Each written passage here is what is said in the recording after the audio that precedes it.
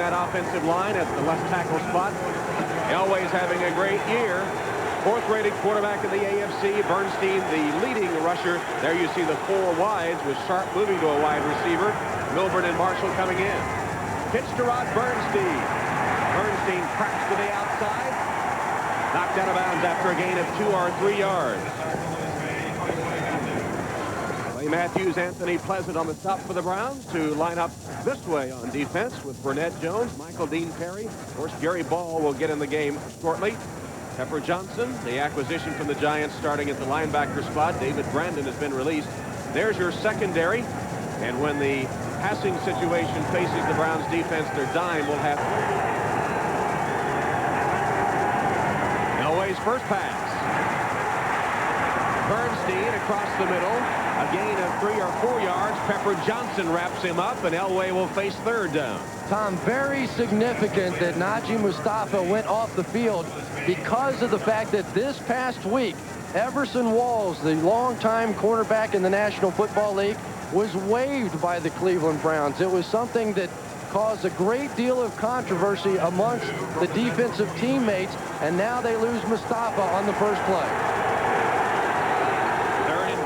For the Broncos, Bernstein and Del Pino, the split backs.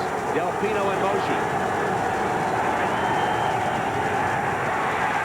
Under pressure, Elway completes a pass to Johnson. Vance Johnson knocked out of bounds at about the 43-yard line. There's a penalty marker down. 14 yards if it stands. Terry Taylor bumped him out of bounds. First in the early going, throwing the football, really not a tremendous pattern by Vance Johnson. Randy Hilliard just not able to stay with him. Glenn Milburn in the game now behind Elway. First down play from the Cleveland 42. Milburn, his first carry in 2 games inside the Cleveland 40 down to the 38-yard line. Jim Fossil, the offensive coordinator, said they really wanted to try and work Glenn Milburn into the game a little more because of the fact that he draws so much double coverage on the passing downs. And the significance of that being that you can no longer use an extra player on the defense to spy John Elway. John Elway's made so many big plays running with the football. Glenn Milburn takes that away from a defense. Milburn, the rookie second-round draft choice from Stanford. He's out of the game. Bernstein returns. Rod Bernstein tries to get the corner. Has a block there and cuts up inside the 35 to the 32 of the Browns. Stopped there by Mike Johnson. Rod Bernstein has really seen his production increase the last few weeks. Before the bye, Bernstein had 103 yards rushing against the Raiders. Then last week had 111 yards of total offense against Seattle, 64 rushing, 47 receiving, catching a season-high 6 passes. Formerly a tight end, of course, moved to running back, and Michael Dean Perry says he's not running like a tight end anymore. He's a bear out there. In fact, the Bronco coach is pleased the last few weeks that he started lowering the pads and running the way he did when he played for the Chargers. 3rd and 1. Bernstein still going, lowers his head and pounds inside the 25-yard line, carrying Stephon Moore along with him. That's the power of Rod Bernstein, 6'3", nearly 240 pounds. And the significance of this is that they have backed Rod Bernstein up in the backfield. He was very uncomfortable early in the season. They were playing out of split backs. Wade Phillips, the head coach of the Broncos, said that, hey, we just weren't taking advantage of his skills. Now they've backed him up in the eye, and he has really begun to dominate. Bernstein and Del Pino in the eye. Del Pino the up back, Bernstein the tailback. First down from the 24. This is the opening drive of the game. Play action pass from Elway. And the pass complete to Reggie Johnson, the tight end, who found a spot at about the 12-yard line. Mustafa back in the game, stopped him. It'll be first down Broncos, though, and this is an impressive opening drive. And the key on this play was the protection. Michael Dean Perry is being double-teamed by Dave Wydell and John Melander, just the same way they did Cortez Kennedy against Seattle last week. Little hug for Elway at the end of that one. Pleasant just wanted to let him know he was there. From the 13, first down Broncos.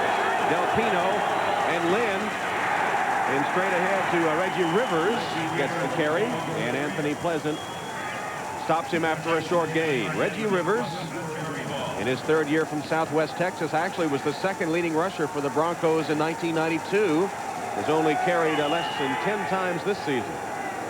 Really surprising the fact that he hasn't been a bigger part of the offense, but Robert Delpino and Glenn Milburn now in this offense has really taken over his role. They're working into the dog pound. It's the 9th play of the opening drive of the contest. Bernstein and Delpino are split.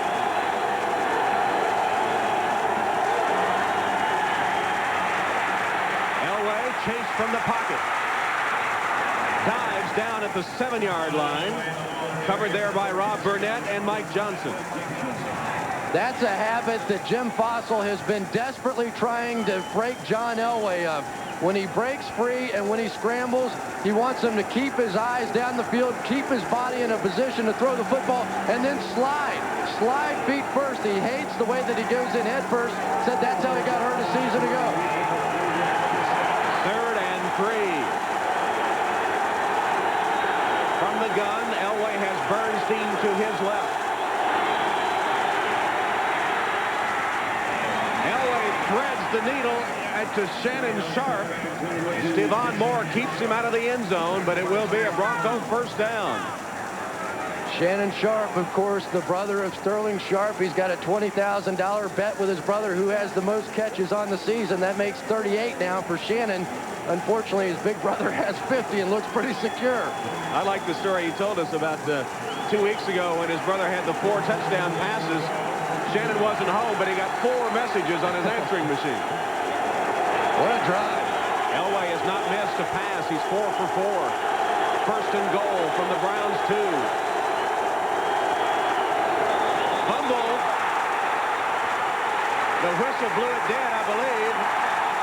Eric Turner recovered the fumble. Let's see if it'll be Browns football. Penalty markers are down. I thought I heard the whistle before the play ever got started. I think there was procedure before the snap, before the snap. A tremendous break for John Elway and the Broncos. No question the Cleveland Browns had recovered that football. Once again, a charmed life for John Elway and company. There it is.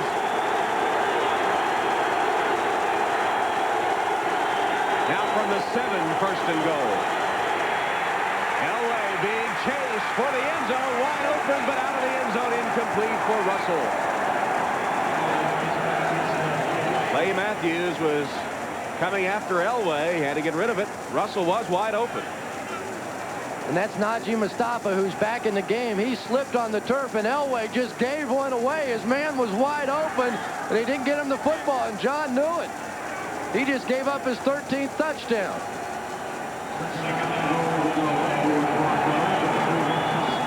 First quarter, 7:39. The Broncos with a long drive to open the game. From the gun, Bernstein and Delpino. Handoff. Delpino only to the 5, and he might have fumbled. The Browns have it. Rob Burnett has recovered the Delpino fumble.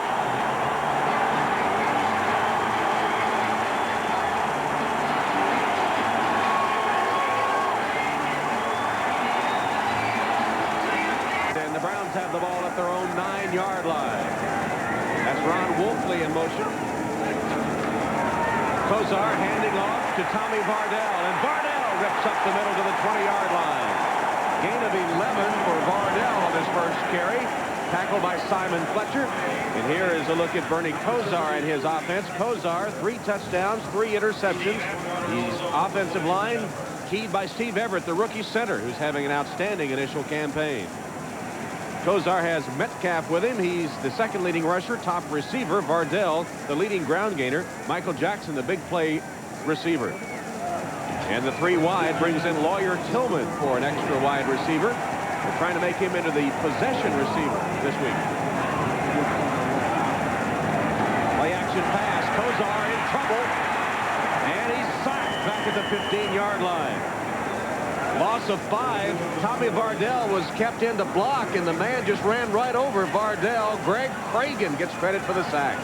And Tom, this is the biggest question mark that I have about this Browns offense. Can they protect Bernie Kozar in the pocket? They had success in protecting Vinny Testaverde when he got outside the pocket and they can move it around a little bit. Can they protect Bernie in the pocket, because he's not going to be moving outside? Second and 15, 3 wides in for the Browns. Lawyer Tillman in with Carrier and Jackson.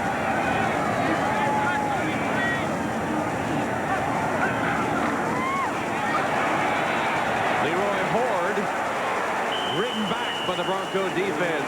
Simon Fletcher and Mike Kroll combining to stop Horde. Here's the way the Broncos line up defensively.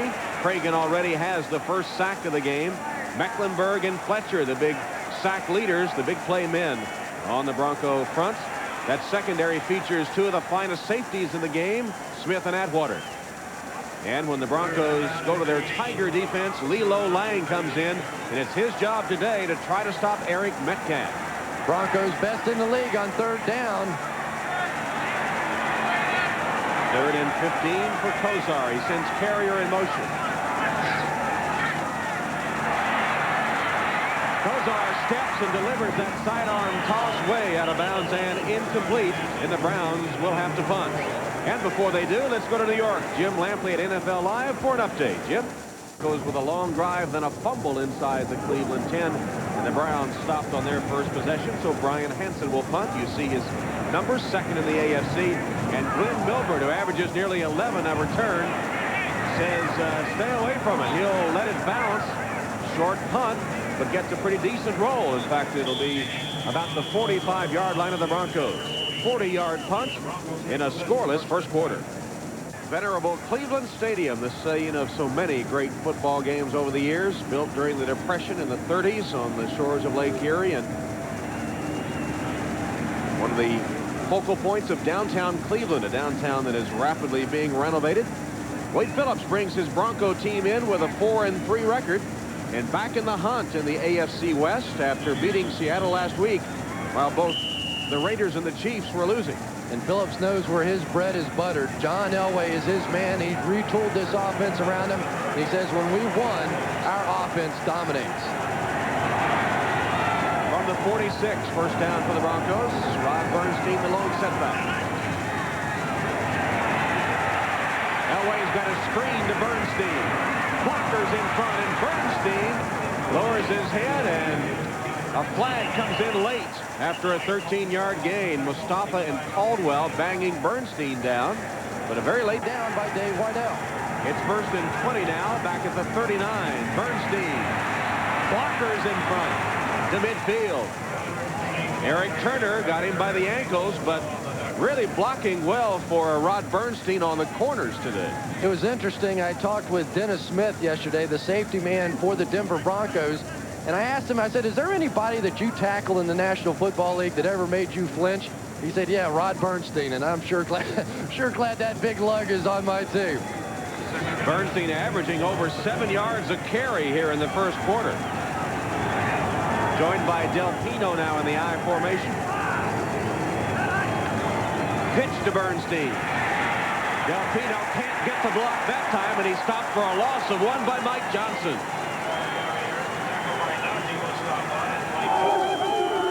Mike Johnson made the play, but Najee Mustafa, number 48, really set it up. Watch him on the corner. He's going to come up and take on the lead blocker, Robert Del Pino, and completely stack up the play. Great play by Najee Mustafa.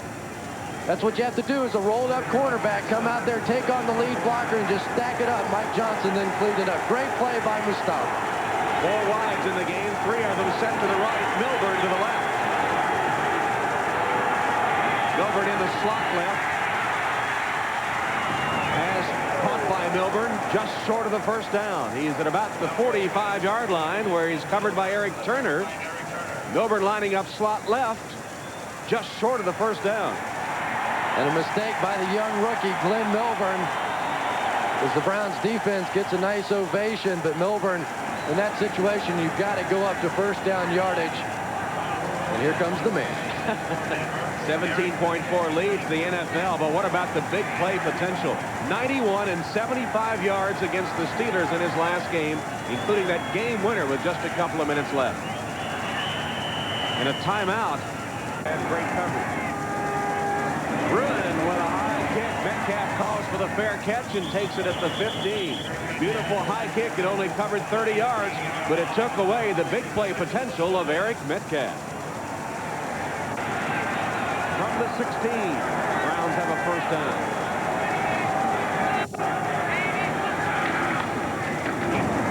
Bardell totes it for a gain of a couple. Shane Burnett with a stop for the Broncos. This Browns offense has really struggled offensively against Denver. They played them in each of the last 2 years, and really it could have been back-to-back shutouts for the Denver Broncos defense, but for a late score, a late touchdown 2 years ago. So the Browns, Bill Belechek and Bernie Kosar are still looking for answers against this Broncos defense. Browns in first place in the AFC Central, but their statistics are so bad you'd never believe it. They do have that big play potential, though. Kosar's pass to Carrier. Dodges one man and takes it to the 30. 11-yard gain and a Cleveland first down. Tyrone Braxton tackled Carrier, and it's welcome back to Mark Carrier, who went out of the Steeler game on the third play with an injury. Does this look like a Brian Brennan route right here? This is what the Cleveland Browns worked on. They stayed after practice almost every day this week and worked on some of the short ball control type passing game that Bernie Kosar can execute so well. And they are trying to go back to his philosophy of offense and what Bernie Kosar does best. That looked like the Browns of 3 or 4 years ago. Give them a first down at their own 30. A minute 15 left first quarter. We're scoreless. Bardell hit in the backfield and spun down at the 25 by Mike Kroll. 5-yard loss as Kroll got great penetration and stopped Bardell. Mike Kroll was the Rookie of the Year in 1991 with 10 sacks. He got his first sack last week against Seattle. I think it is fair to say that Mike Kroll has been having a disappointing season so far this year. Has also been having some trouble in his zone drops and trying to defend the pass. But the last couple of weeks, you've begun to see Mike Kroll play back to the level that he did his rookie year. 2nd and 15. The Browns with their 3-wide formation against Charlie Waters and his nickel defense. Kosar's pass dropped by Lawyer Tillman. He's not going to be the possession receiver with hands like that. They went back this week and showed game film of Brian Brennan running exactly that route to try and teach Lawyer Tillman to become the possession receiver. But if you're going to be a possession receiver, you have to possess the ball, and Lawyer Tillman cannot drop that pass. It could not have been thrown any better by Bernie Kosar. 23 seconds left first quarter. 3rd and 15.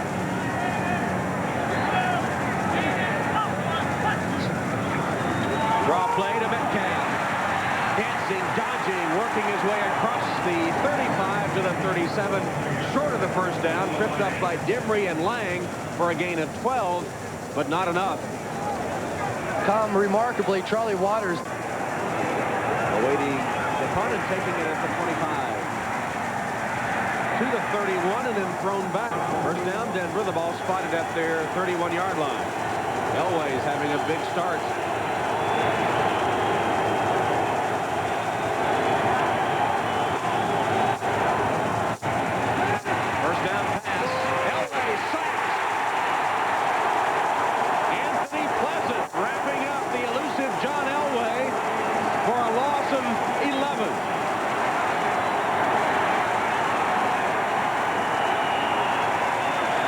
Well, the Denver Broncos have devised a scheme for John Elway, shorter, quicker passes that is supposed to give him better protection, and he has had exactly that this year.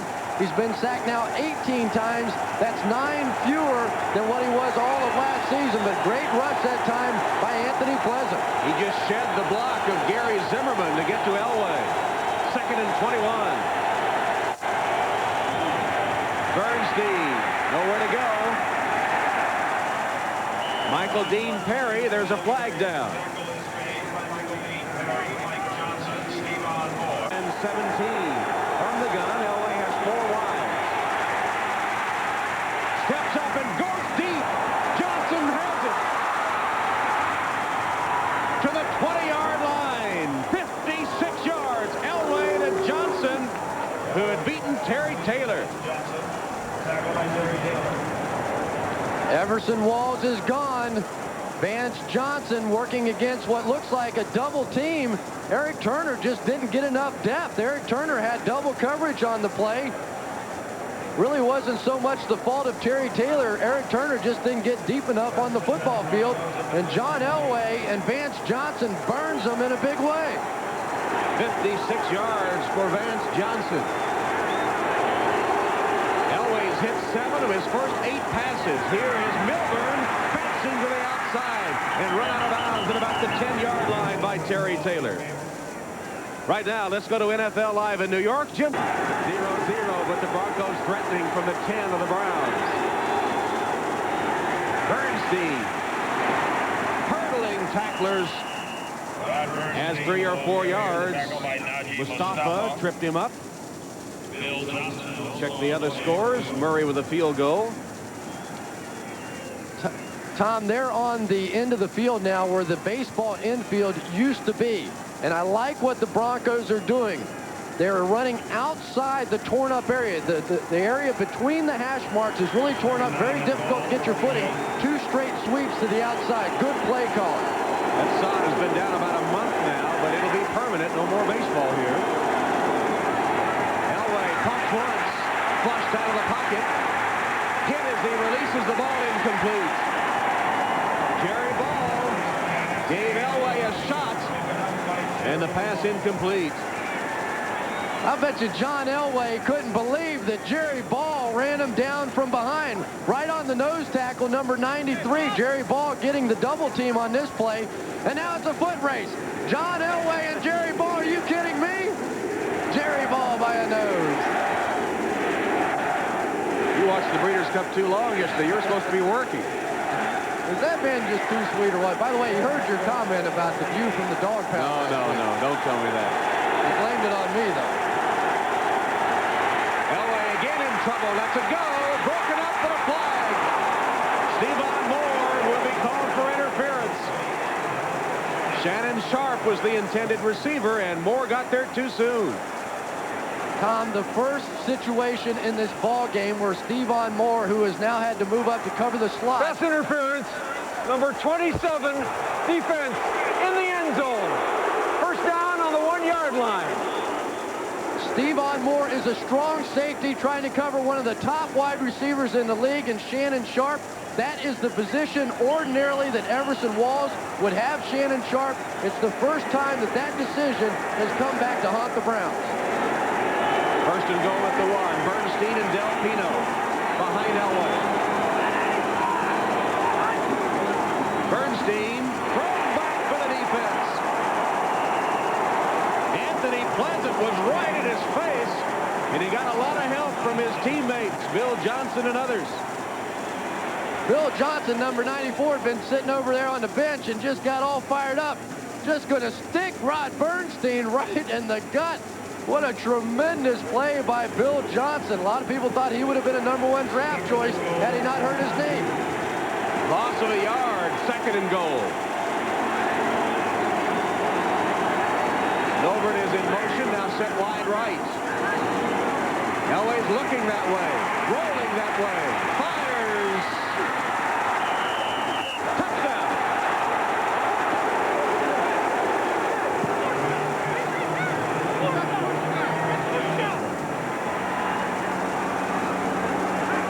I'm not sure that he came down in bounds, but Clay Matthews on Glenn Milburn, are you kidding me? What kind of a mismatch is that? Now, Clay Matthews is going to knock him out of bounds.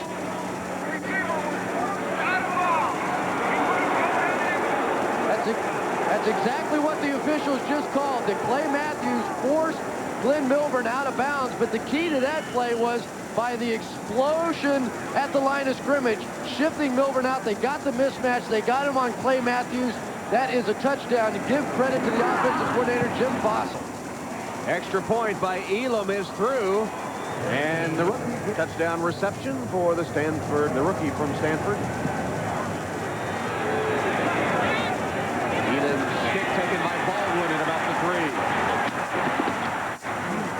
3. Here the pads colliding as Baldwin takes it to the 23-yard line. 20-yard return. Stopped by Darrell Hall. Tommy Vardell, the starting fullback, who is also on the kickoff cover or return team, just absolutely threw one of the most devastating blocks I have seen in a long time. I didn't get the number of the player on the Broncos, and I'm sure that guy is turning around looking for the truck himself, but Tommy Vardell doing a little bit of everything out there. Whew, what a lick. Tommy Vardell, the former roommate of Glenn Milburn when they were Stanford teammates. Total domination by Denver.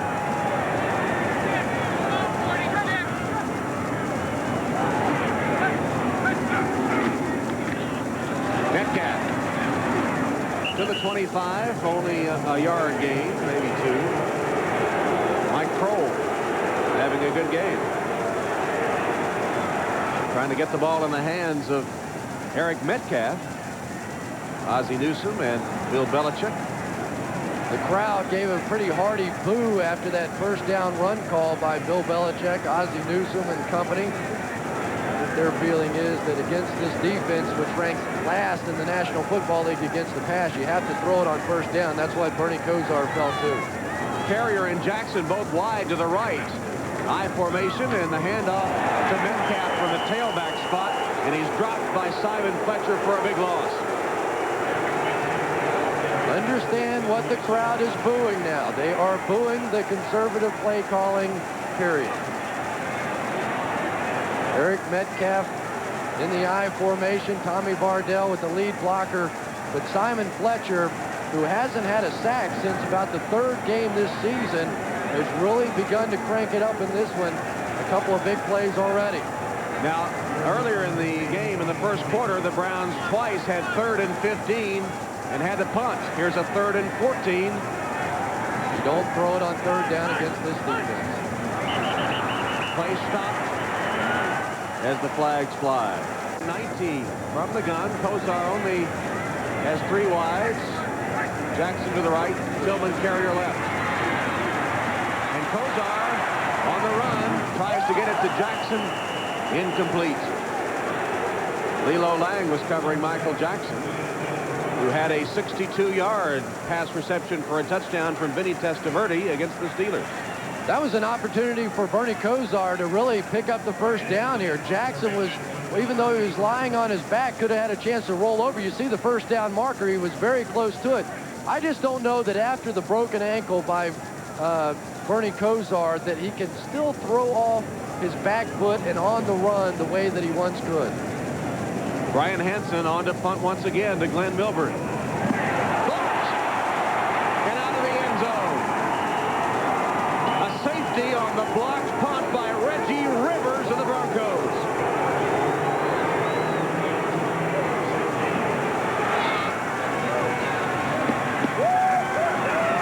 And the curse of the Denver Broncos continues to haunt Bill Belechek. Turn out, and that left Brian Kinch in the center on an island. You see him make a late grab, a great stab, late stab to try and catch Reggie Rivers, but it was too late. He had the block.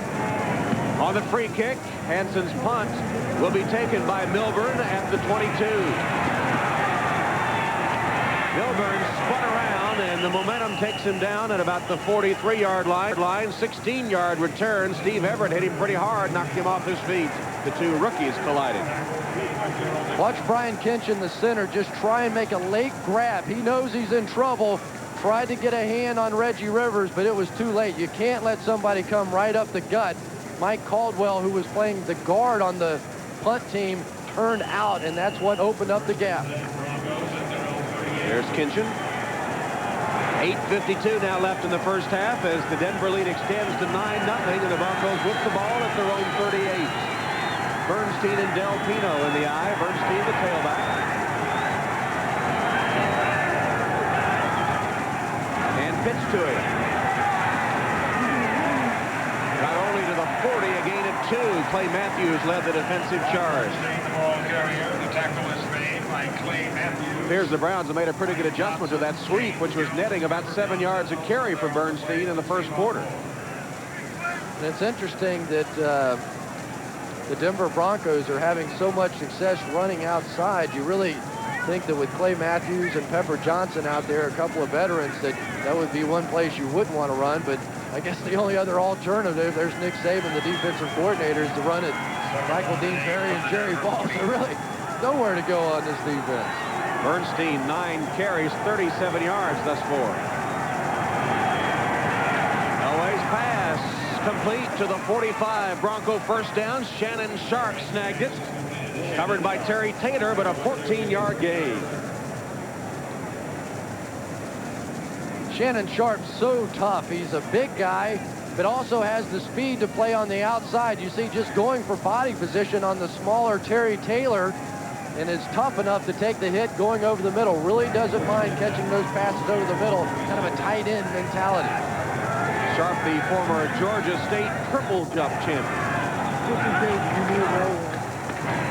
Del Pino. Nice run. He's inside the Brown 40, twisted down at the 38 by Pepper Johnson.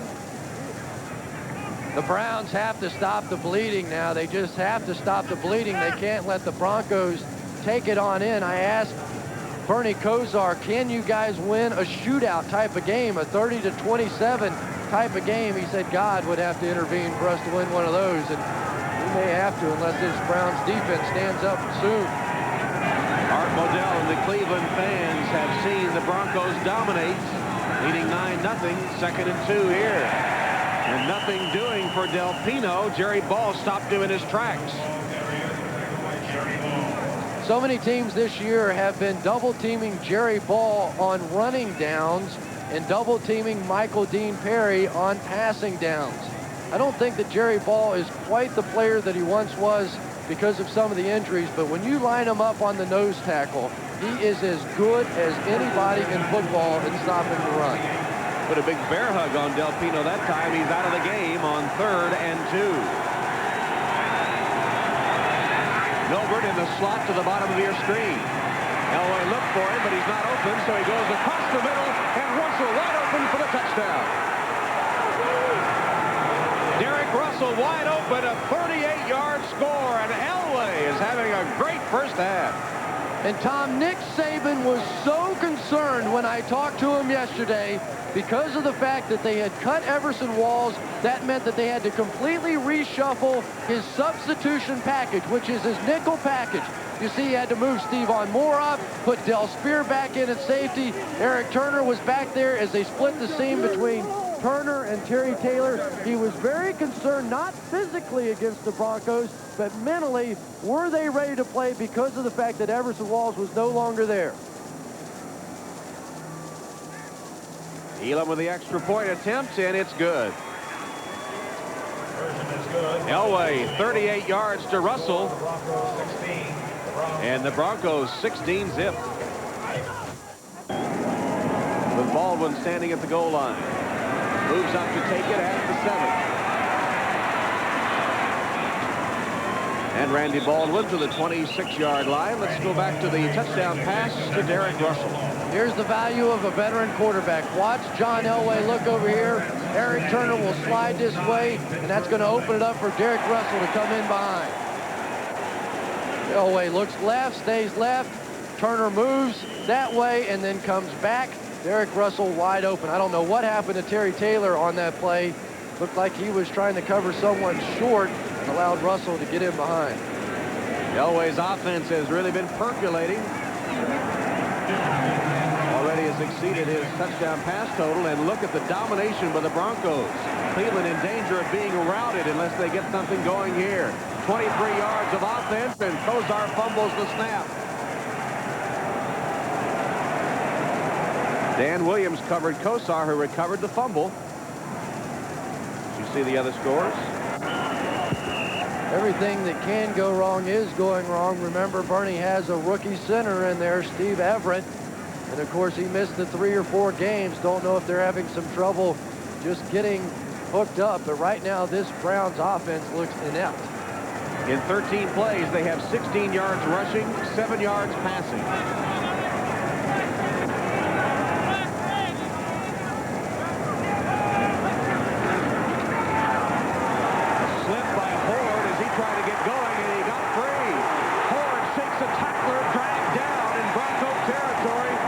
Steve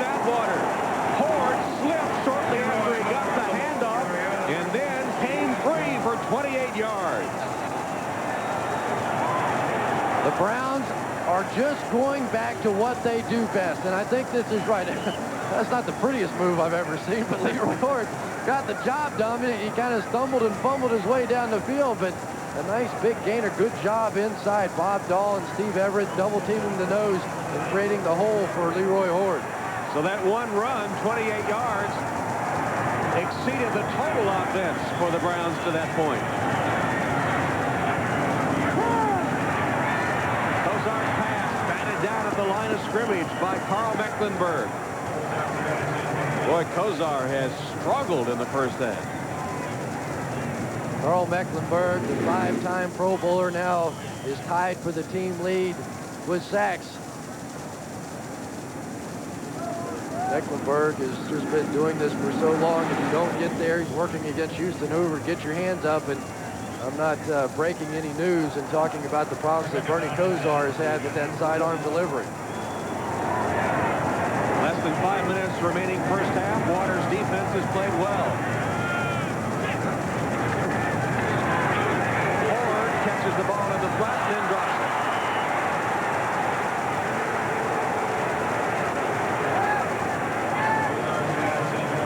Well, they really look rusty after the week off.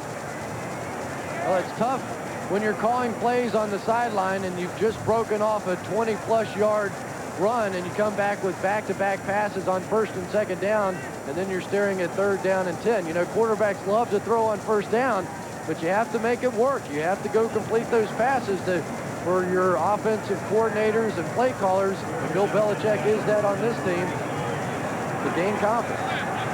Lowest league total in completions and only 1 of 6 today. Bad and getting worse.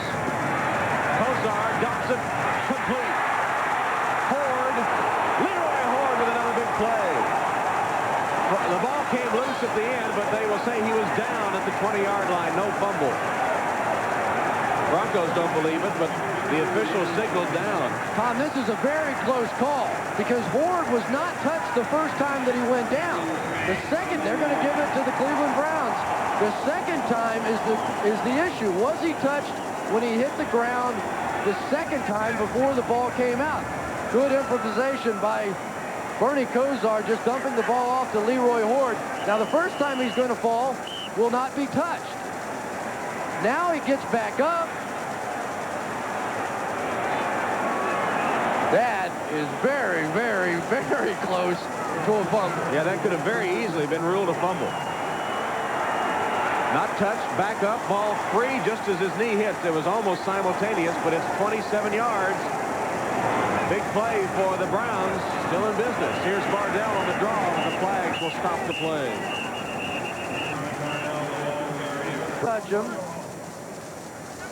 Then by the time he gets back up, does the knee hit the ground before the ball is stripped? No, it does not. That was a fumble. That was a fumble. Break for the Browns. Boy, do they need one of these. Yeah, they needed a break. They've just gotten a 5-yard penalty, so it's 1st and 15. 4, please. From the 25. Cleveland desperately needing points. They trail 16-0.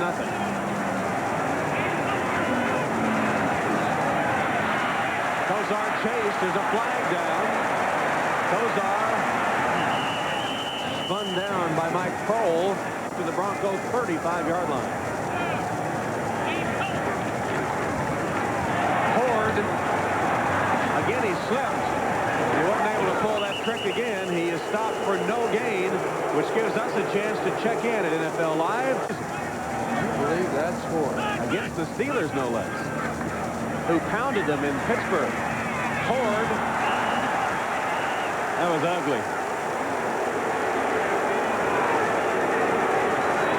You know, Leroy Horde's had a couple of tough balls to try and catch, but hasn't made exactly the greatest effort in the world to turn around and get his hands on those footballs. You can see that offensively, this is not exactly what you would think of when you're talking about a team that's in first place in their division. This goes to show that you can win with defense and special teams right down the list towards the bottom in the National Football League offensively. 8 for 39 yards, and the penalties continue to mount.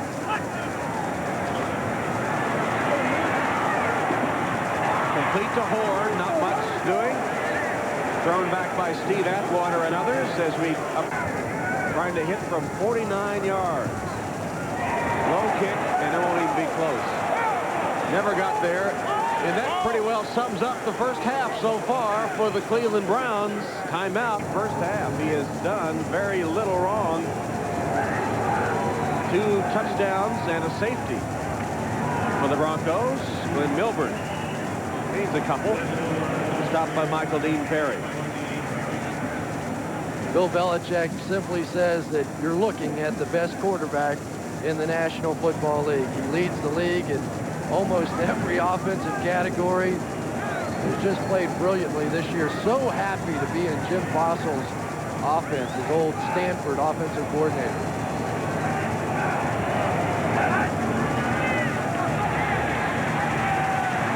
Elway with that overhand toss to Shannon Sharp.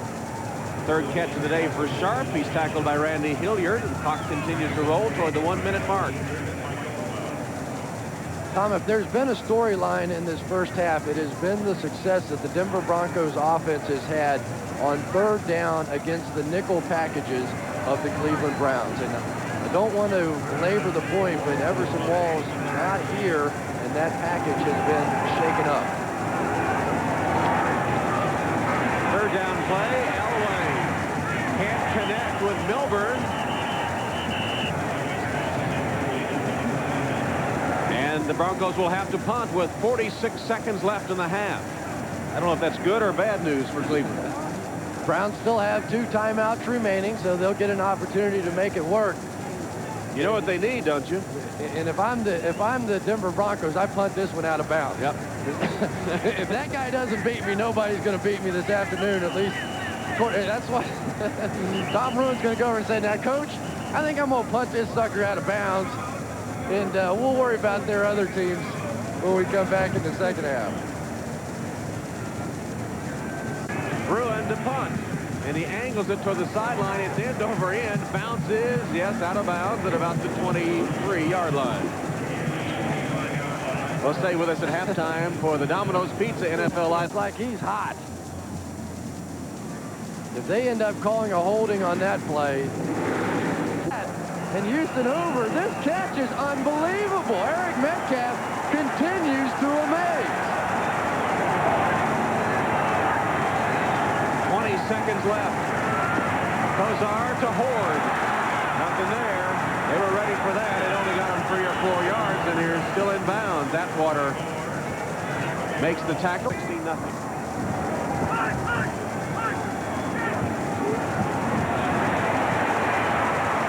Kozar's in big trouble. And he's sacked by Mecklenburg.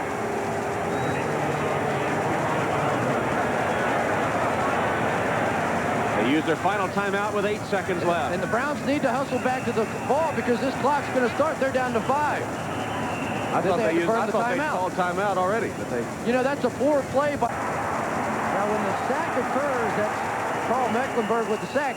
See, they stopped the clock. They've got 8 seconds left. Now, as a team, you've got to sprint back to the line of scrimmage because Bernie Kosar can take it and throw it right down in the ground. You save your timeout. You have 7 seconds on the clock. They fool around. As the clock ticks down, they have to burn their timeout. Now almost no choice but to try and throw the alley-oop on down the field. Jackson, Tillman, Carrier all set to Kozar's right. Just 5 seconds remaining. Broncos are offside. This is a free play. Kozar heaves for the end zone. And it's intercepted by Atwater. But it looked like the Broncos were offside. And they'll get another time remaining on the clock. And again, same formation. Tillman, Jackson, Carrier all wide to the right, and Metcalf. Baldwin will chase it down at the 8. Penalty marker down. Baldwin tripped up at the 20-yard line. Rondale Jones. Baldwin this time will take it at about the 13. And Randy Baldwin to the 30 or 31-yard line, so a better field position for Kozar and company. 18-yard return. Frank Robinson made the tackle. That ended up being about a 10-yard penalty. Not a great first half for Bernie Kosar and the Browns. That's the punt. That's sort of the Rockette offense, isn't it? You know, you look at this, and really these two are pretty good because of the fact that that's the alternative, the block punt. It's about 1-2-3 kick most of the time for the Brownies. 5 of 12. Beginning from the shotgun, and they caught a man offside. It was Dan Williams that came away early. That could have been interference, and it is. Michael Jackson bumped by Kosar, ducks one man, throws to the sideline, incomplete, intended for Carrier, who was covered by Frank Robinson.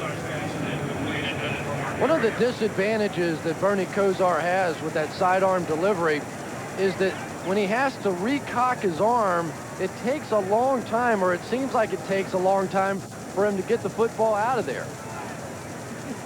He's going to pump fake it or just try to work around the pass rush, and then it's, you know, and then it sails a little bit. The guy gets in his face, and very tough in the National Football League to use that sidearm delivery. Again, he has to duck the rush. It is tripped up. There's a penalty marker. After the play. Pass interference, number 29. Defense, penalties declined. Touchdown. We have an unsportsmanlike conduct foul on number 29. 15 yards will be enforced on the kickoff. There's the interference. There's the touchdown. And the jawing started moments later. So Charles Demery with 30 yards worth of penalties on one play. They came back to the play that had failed on first down and completed it this time for the touchdown. What great concentration by Michael Jackson to make the catch despite the interference. The extra point by Stover is good. The skies of Cleveland matching the roof of Cleveland Stadium and the waters of Lake Erie. As we come down to the stadium, 15-yard penalty on the kickoff. I might go for an onside kick or something here while you're hot. Stover will kick it high and deep. Taken by Milburn. Milburn dancing his way to the 15-yard line, maybe the 14 only, and stopped after a 13-yard return by Randy Baldwin. That's a nice job of kicking that time by Matt Stover. He got it up high. Show visit.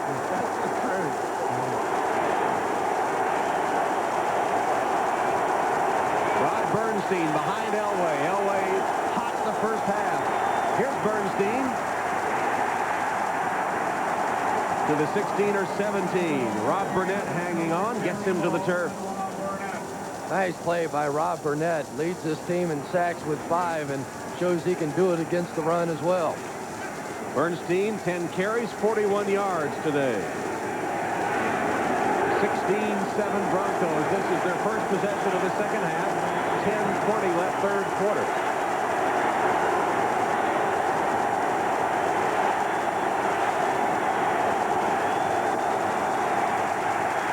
Elway's pass to Bernstein. One-on-one with a linebacker. And carries Mike Johnson with him for another yard or two.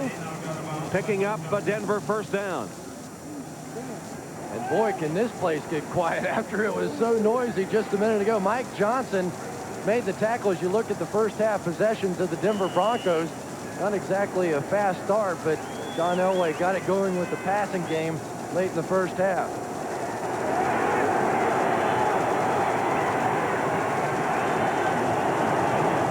From the Denver 26.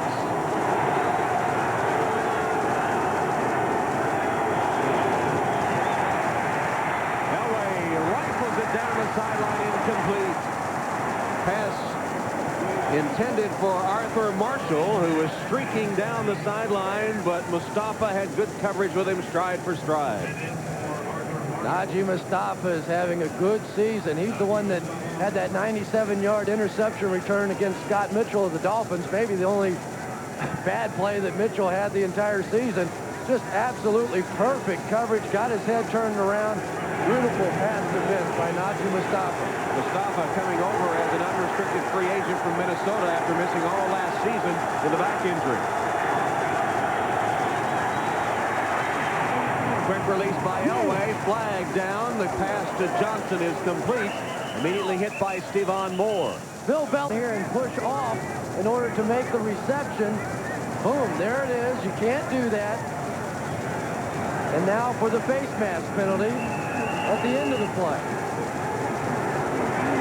Stevan Moore came over to make the tackle. I don't think he got the face mask. In any event, the penalty's offset at 2nd and 10. Elway in trouble. Ball tripped him up.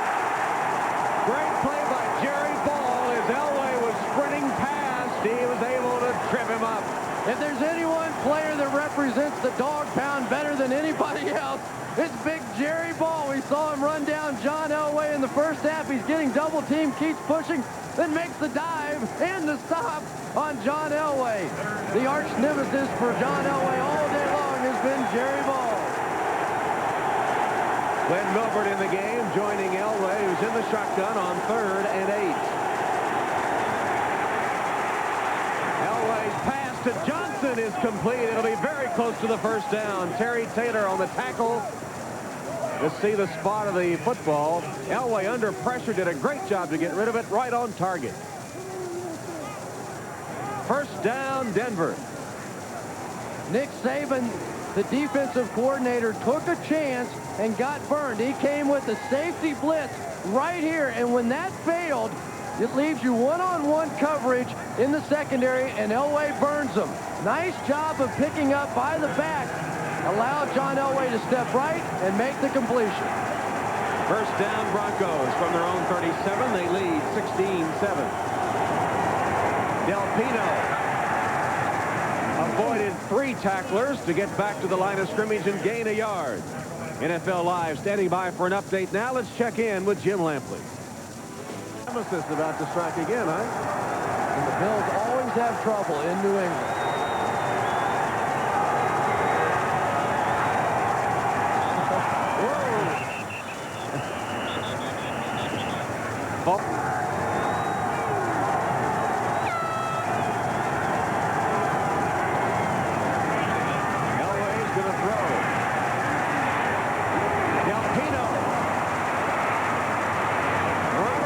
Pino to the 32-yard line. A Denver first down. Chased down by Mike Johnson. Del Pino out of the backfield. He was the up-back, the fullback. Got to the sideline, was waving his hand at Elway to throw him the ball. Tom, that was about the 5th choice in this pattern. As you're going to see Elway look here, look here, look here, look here, and then finally throw it out here to the side. This is what Jim Fossil's offense is all about. 1, 2, 3, 4, 5. There's always somewhere to throw the ball, and Elway is executing this offense beautifully. It was like a sandlot play. Del Pino waiting for it. That time, Johnson is short-hopped with the ball by Elway. Michael Dean Perry came in with the pressure. I asked Michael Dean if he was concerned about the fact that he only had 2 sacks on the season. He said, no, baby. They come in bunches like bananas. Last season, the last 5 games, he had 6.5 sacks. Michael Dean will just shed his man and get his helmet right up underneath the chin of John Elway. Kind of caught his ankle in an awkward position, too. Elway was a little gimpy as he tried to walk off the hit by Michael Dean. Milburn, the lone setback. It's 2nd and 10. Milburn on the handoff, wrapped up immediately and ripped back by Randy Hilliard.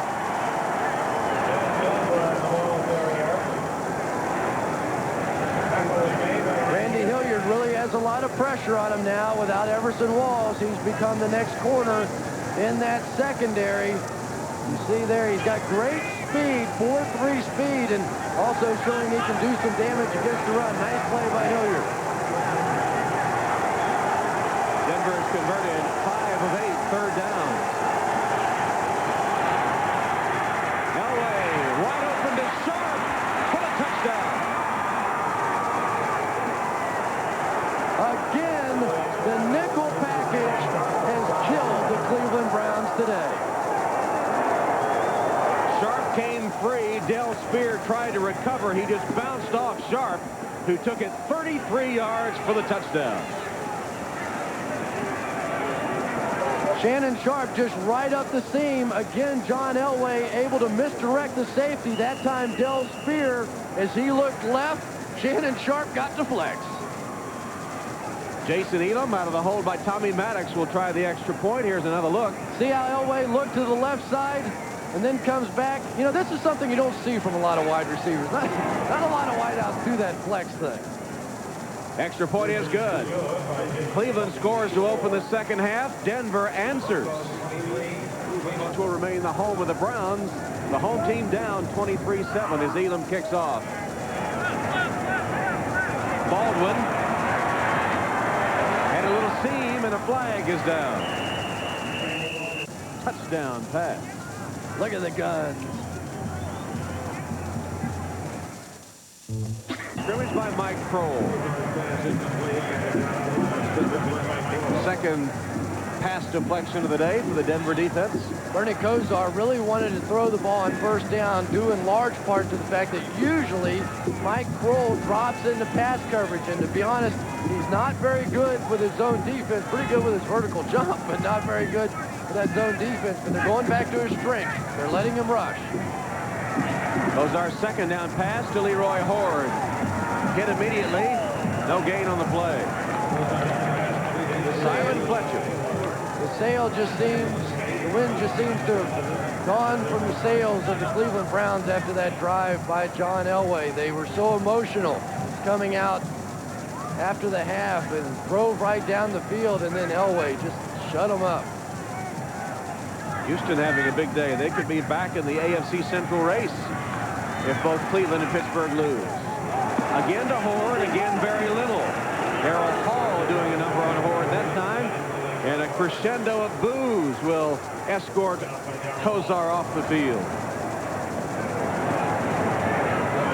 I never thought of the dog pound as being Dalmatian type dogs, but I guess anything goes. That's Milburn awaiting the punt by Brian Hansen. Their version of Eric Metcalf.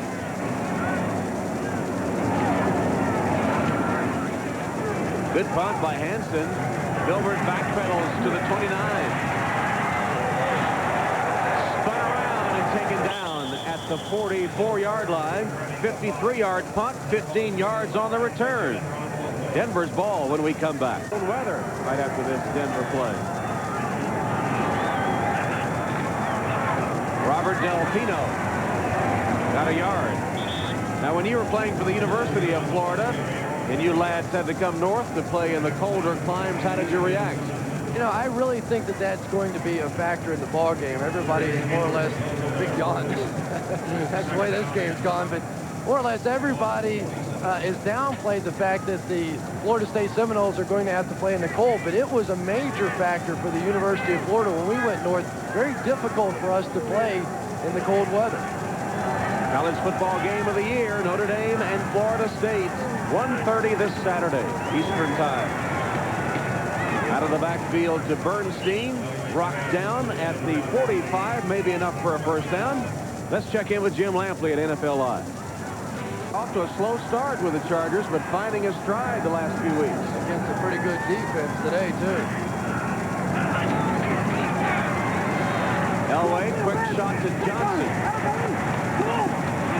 Can't get away, although he drags Mustafa to the 40-yard line.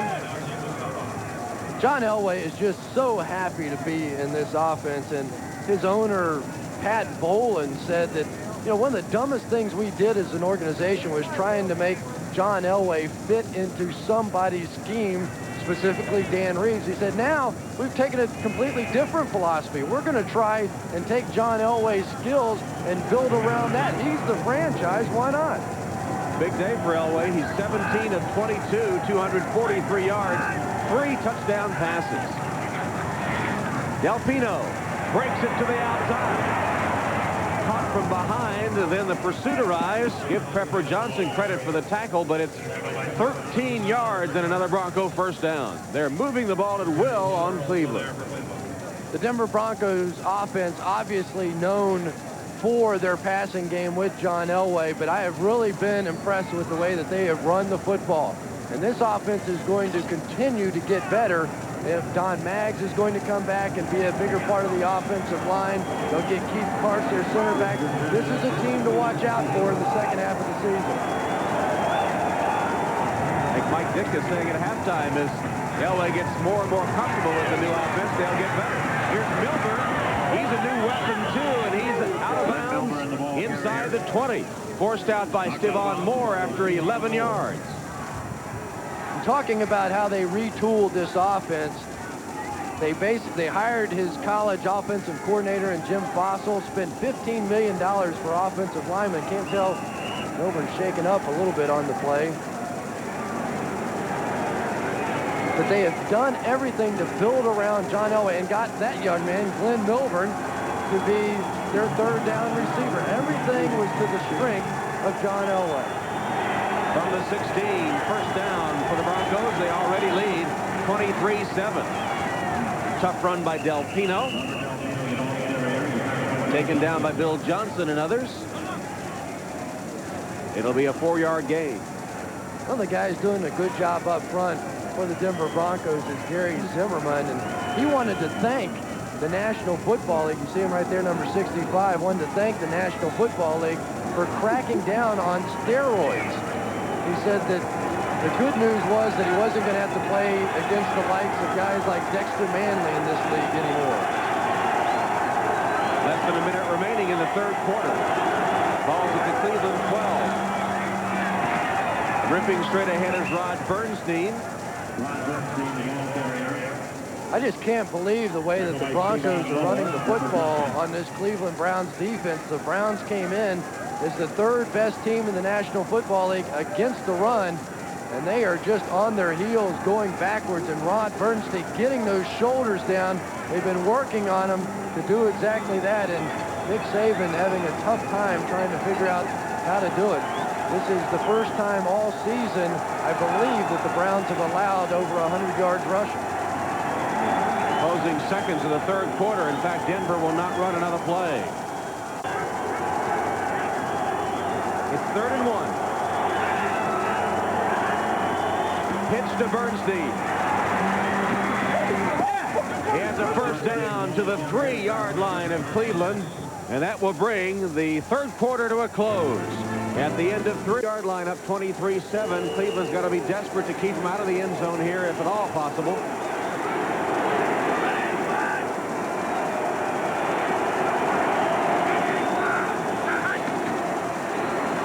Elway throws it away. That's Shannon Sharp crossing at the back of the end zone and elected to heave it out of bounds. Pressure on Elway forced him to get rid of the football. I believe that's Rob Burnett, it is, who came in late. Shannon Sharp was breaking open in the back of the end zone, but John Elway just didn't have time to find him. Big set of downs for the Cleveland Browns defense now. A touchdown by John Elway and the Broncos gives them more than a 3-touchdown lead. Bernstein stopped short of the goal line by Pepper Johnson and others. You know, Rod Bernstein was questionable coming into this game. He had pulled a calf muscle earlier in the week in practice. Did get a chance to practice on Friday, but they weren't sure he'd be able to go the entire afternoon. But what a factor he's been in this ball game.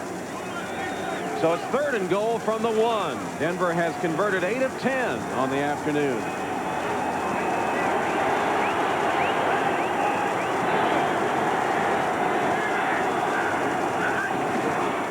Bernstein on the sweep, racing for the corner and knocked out of bounds. Well short. Loss of the play. Eric Turner -4. Great job by Turner. Tom, Clay Matthews right out here is going to be the guy that makes this play. Shannon Sharp goes in motion. He's going to get hooked up with Clay Matthews. Clay Matthews going to maintain that upfield position and just run the back out of bounds. Eric Turner there to clean it up. Clay Matthews, the veteran, nice football play. So they do hold him out of the end zone. A 22-yard field goal attempt by Elam. And he boots it through. So the field goal is good. The Denver Broncos extend their lead over the Browns to 26-7.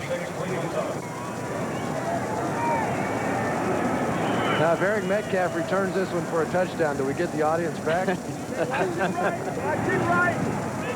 Very short kick. They don't want Metcalf to handle it. He's going to get it anyway, but at the 16. To the 30-yard line. So give him 14 yards on the return. Tackle by Elijah Alexander. Eric Metcalf returns the kick. Well, just about any yardstick you want to use to measure it, the Broncos have dominated the game, including the scoreboard, where they're up 26-7.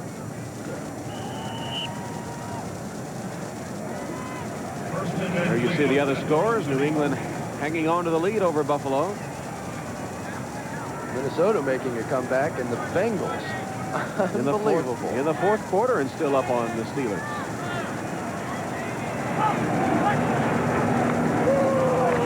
The late handoff to Leroy Horde. Running room up the middle. Horde breaking tackles to the 48 of the Broncos. A 21-yard gain. Jim Lampley standing by at our NFL Live studios to give us this update. Parcells Pats lead over Buffalo to 10-7 in the fourth.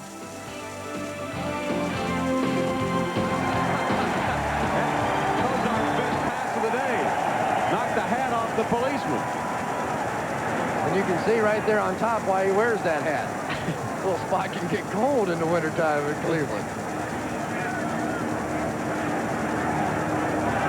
Did a nice job here flexing those knees, getting down, keeping an eye on the football. There it is. But you lose the hat and then everybody's going to see this.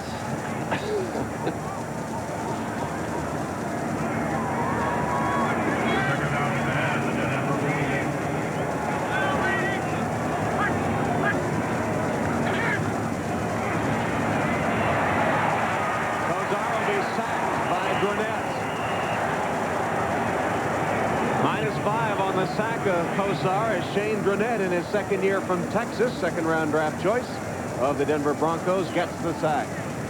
Well, this much maligned defensive backfield of the Denver Broncos did the job there. This isn't the fault of the offensive line. Plenty of time for Bernie Kosar. Dronette just coming around. Simply nobody open down the field for Bernie. 4 sacks for minus 17.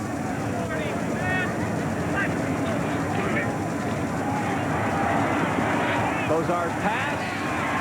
Holding on is Michael Jackson. Terrific concentration by Jackson as Dennis Smith hit him hard. He holds on for 13 yards. Michael Jackson did a great job of finding the hole in the zone. Dennis Smith was on that side. He's going to come up and make a big hit. But Michael Jackson showing a lot of courage hanging on to the football. Jackson, 3 catches, 44 yards, including a touchdown.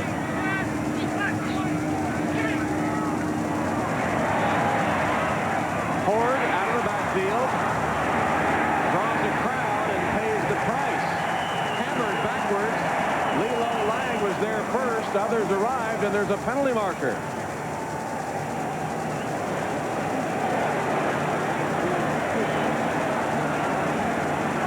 Joel saw from the one angle, thought it was a face mask. Yeah, that's, which it is. I'd say that's no face mask. All right.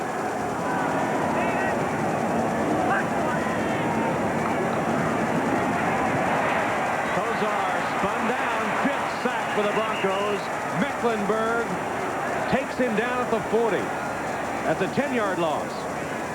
Carl Mecklenburg closing in now on Simon Fletcher. Big happy face out of Carl Mecklenburg. I asked him yesterday, I said, is there anybody in the National Football League that you haven't had a chance to hit that you'd really like to? He said, yeah, John Elway.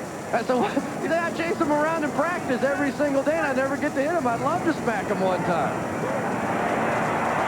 Kosar to Horde.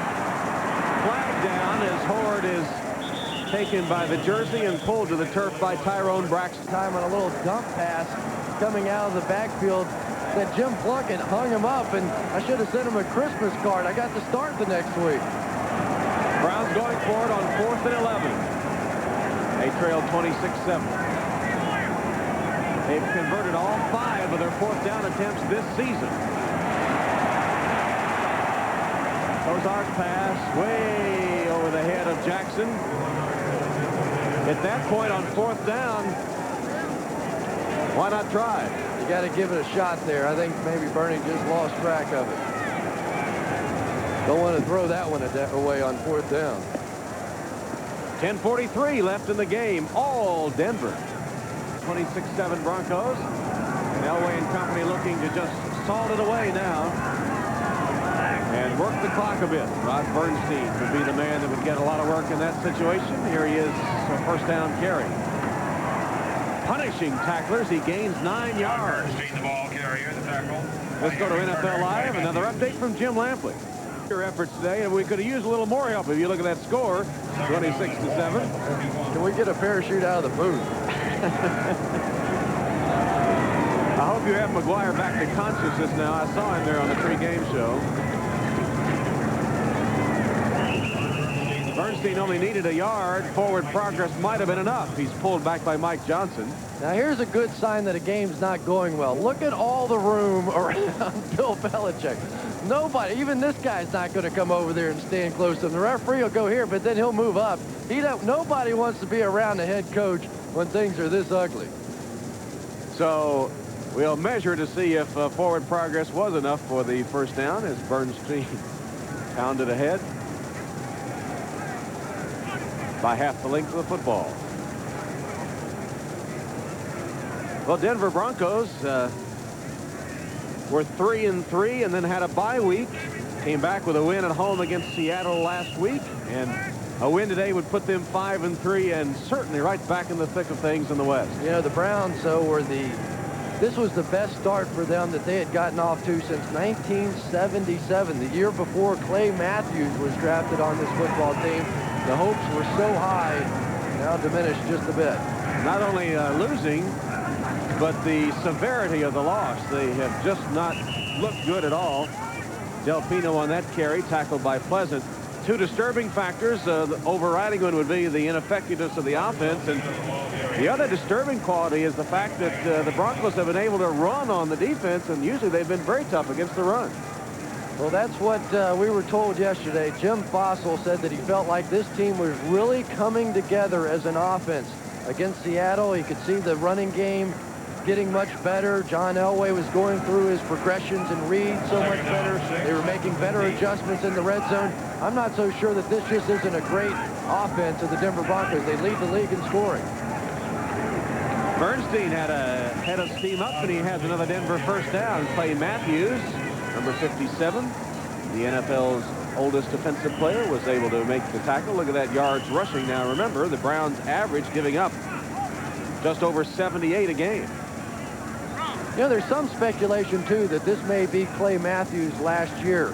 With the salary cap kicking in next season, there's not going to be room for all those high-priced veteran players. The tendency will be to go with younger, lower-priced players to try to get under that salary cap. But if it is, it will be a real shame that the cap has legislated, if you will, Clay Matthews out of the game of football. He was saying, though, he'll find a semi-pro team or something. He'll find some way to play. That's how much he loves it. And he says when you hang out with 22-year-olds all the time, you start to think you are one. You start to feel like one. He had really hoped that that game that went over Pittsburgh would be a major step for this team as they tried to make it on into the playoffs. Bernstein, a couple of tough yards. Mike Johnson, another tackle. Well, Denver came out of its bye week at Mile High Stadium a week ago against the Seahawks and looked pretty sharp. A little sluggish at first, as I remember, but hitting their stride. Whereas the Browns, coming off their bye week, have just been almost flat from the outset. And Wade Phillips did an interesting thing when he took over this football team. He gave it back to the players. He formed committees and had them elect from each player group, the linemen, the wide receivers, the running backs. Each one of those groups elected one representative, and they said, here, this is your football team. They got to make the rules in the clubhouse, got to talk with the head coach about any changes that they wanted to try and make. And the big thing that did was Carl Mecklenburg was basically saying, he said, You know, we used to try and win football games because we were afraid of losing, because we were so uncomfortable around Dan Reeves. If we happened to lose a football game, it really was not fun at all. As you see Carl Mecklenburg, the blonde hair in behind. But now Dan Reeves has really made us feel like, or I'm sorry, Wade Phillips now has really made us feel like we want to win for us. We want to win because this is our team. And of course, for his efforts, Wade Phillips has been tagged as too easy on his players by some of the fans. He's been criticized for being too easy on them, although with each victory, the howls of the fans diminish. Penalty markers down. And Tom, I really think the Denver Broncos are going to be just so much tougher in the second half of the season than they are in the first. They are so young, the youngest team in the NFL. Number 90, defense. 5-yard penalty, first down. As Elway once again, as he always does, at least a couple of times a game, draws the defense offsides. But they're so young, and this offensive line that they spent so much money to get, Brian Habib and Gary Zimmerman and Don Maggs, will be healthy again. The return of Keith Karts to his center position. They can move Wydell back over. This is an offensive line that is going to get better and better as the season goes on.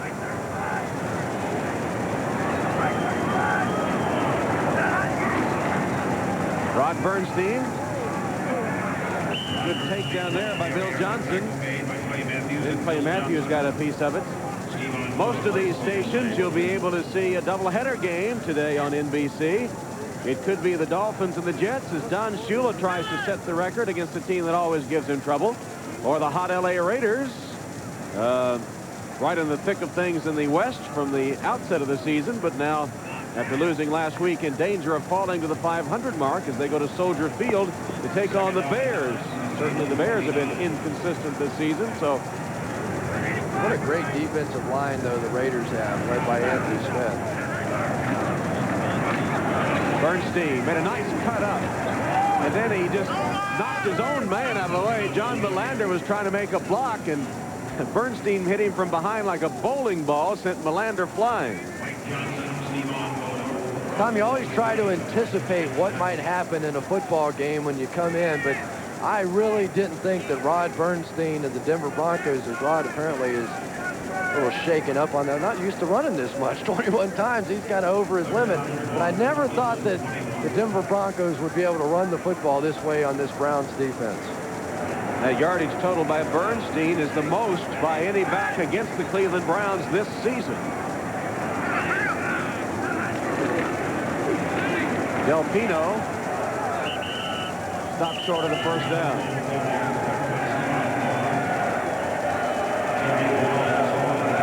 Wade Phillips was so happy to have won that game last week with his father on the sideline, and apparently if they are short, Wade Phillips said, yeah, go ahead, go for it. It's your team.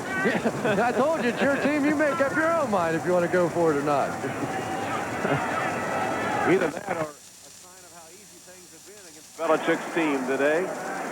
The Broncos have operated at will. Remember that first drive of the game, they got all the way down threatening the Cleveland goal line before a fumble ended that drive. And since then, they pretty much had their own way. Broncos take a timeout, facing a 4th and 1. We'll be back. 38-yard field goal attempt by Jason Elam as the Broncos elect to kick the field goal rather than go on it for it on 4th and 1. Turned out to be a good decision. Elam boots it through to up the score to 29-7. Wade Phillips. Lake Erie, a little revenge motive against those 3 AFC championship games that the Broncos won and the Browns didn't go to the Super Bowl, and it's ended up being a rather dismal afternoon. Randy Baldwin bouncing off tacklers close to the 40-yard line. 18-yard return gives us a chance to check in once more with Jim Lampley. Patriots were bad. As you pointed out, they always seem to play the Bills tough. The Patriots just keep losing those close games this year. Leroy Horde gets a couple. This will be the most points scored against the Cleveland defense since November 10th, 1991, when the Eagles scored 32. Kind of looks like an Indians game on opening day, doesn't it? Sorry about that. It's cold. I shouldn't have said that. You may Not when they get to the new stadium, though. They'll be packed. You may be in a hurry to get out of Cleveland more than you know. If anybody's listening. Metcalf can't hang on. He is human.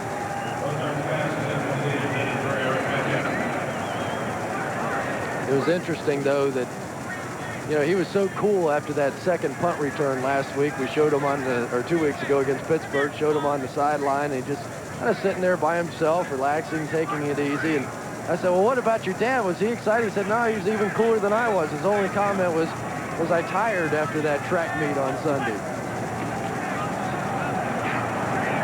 Kozar sacked for the 6th time, I believe. 6 sacks for the Denver defense. This one by the rookie, Jeff Robinson from Idaho. That feels good. First sack in the National Football League. Jeff Robinson just working against Houston Hoover right around the corner. Little Mark Gastineau time now. 10-10 in overtime, Buffalo and New England. You surprised that Dallas is having such an easy time with the Giants today? Not really. Okay. Steelers up 5 in the 4th quarter. Our producer, Victor Frank, pretty excited about that score. Hanson's punt, line drive variety, fumbled, and recovered by Milburn. 36 yards. We remind you, coming up Saturday, the college football game of the year. Handoff and was immediately met by Anthony Pleasant. There's Tommy Mack with Denver holding on to a 29-7 advantage. Cincinnati. Cleveland had taken possession at first by beating the Steelers 2 weeks ago, and a big smile on John Elway's face. I told him that I was going to do the pregame show thing down there from the dog pound. I asked if he had any messages he wanted me to pass along. I won't be telling you what the boy said. He's not a big fan of the dog pound.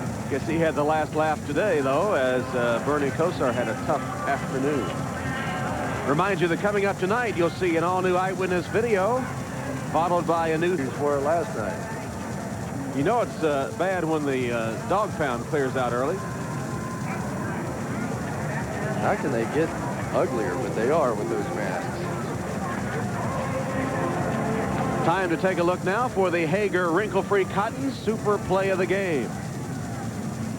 Derek Russell just splitting the seam here as Elway looked left, came back right, and broke this game open to a big play receiver, Derek Russell.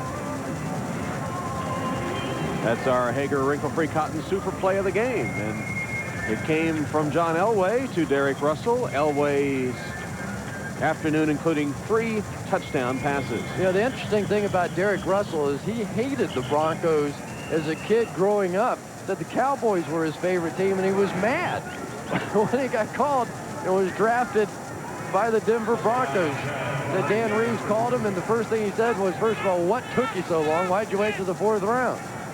Only 1 catch, but for a touchdown. And for Elway, now 12 touchdowns and 5 interceptions on the season. There's a run by Rivers.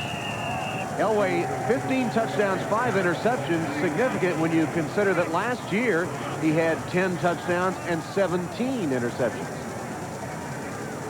He is red hot and beginning to make a push for MVP honors as if this team continues to go. And you also just have to begin to wonder now about the strength of the AFC's Western Division.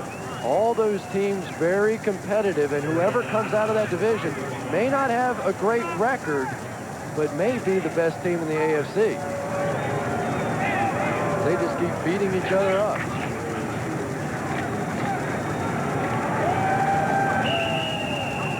Denver set to meet the Minnesota Vikings at Mile High next week.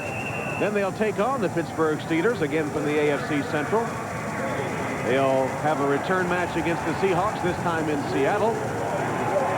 That game against Pittsburgh is going to be very interesting indeed. I think before it's all said and done, provided Pittsburgh can win today in Cincinnati, that they are going to be one of the 2 or 3 teams to beat in the AFC.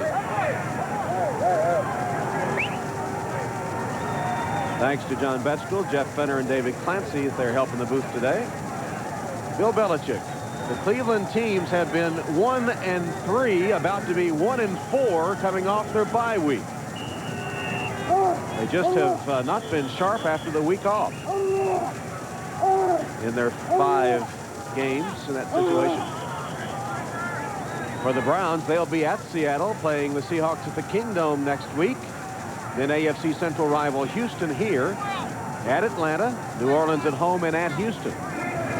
Houston is the wild card in that AFC Central division. You just don't know. They have, I think, unquestionably the best talent in this division, and if they can mentally put it together and leave all the internal friction behind them, it'd be tough to handle by the end of the season as well.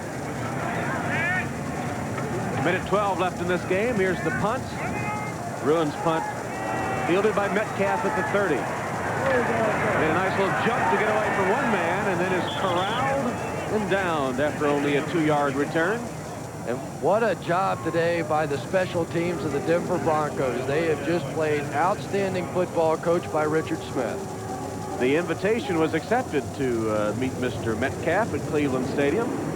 And you just wonder how much that bye week took away the momentum of that huge win against the Pittsburgh Steelers. Took away the momentum of the Steelers or the momentum of the Browns after beating the Steelers? Both. Don't ask me hard questions late in the game.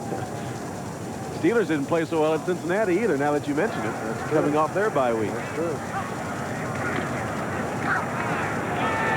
Kozar steps up. He's got room to run, and he will. And safely slides down. This is no time to get your #1 quarterback put out of action after already losing Vinny Testaverde in the last game. And the questions are going to continue about this offense. Can they provide enough of an offensive spark to carry this team into the playoffs? Defensively, a pretty good bunch. Offensively, all the question marks. They tried that play a lot this afternoon. Leroy Horde on the little dump pass from Kozar, and Horde has made something out of it. 24-yard gain that time, and Cleveland has taken a timeout.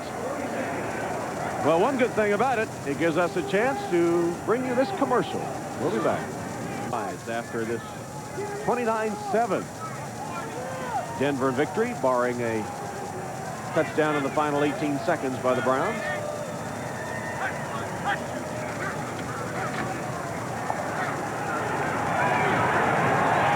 Kozar for Jackson. He's got the touchdown. 38 yards as Jackson got behind Frank Robinson. The only bright spot for the Browns all afternoon. Stover with the extra point. And it's good. You know, I asked Mike Jackson yesterday about the whole... Hansen will be the man that will attempt it on the kick. Touch for the Broncos. Flag down. 9 seconds left. Look at Shannon Sharp. He's got that going again. We saw it earlier when he scored the touchdown, that flex move. He's just happy they didn't kick the ball to him. Now, they may be calling offsides against the Broncos if he broke through that 10-yard plane too early. I didn't see who it was that attacked the football right off the bat. Maybe it was Sharp. But you're not allowed to cross that line before it's kicked. I used to be on that hands team. That's a miserable team. All you do is go down there and get wiped out. We have an offside on number 89, receiving team. 5-yard penalty, re-kick. Just what we needed, a re-kick. As the traffic builds. Reggie Johnson was the man. Because nobody else was going to touch it. Well, not many have stuck around for the conclusion of this one. I think this is the fewest people I've seen at the end of a game in Cleveland Stadium. Commentary on their Browns performance today. And now probably the issues of the offensive coordinator and all, and Bernie and Bill's relationship all are going to be dragged up all over again. Talk radio stations will be humming, won't they, this week? Indeed they will. Just 8 seconds left.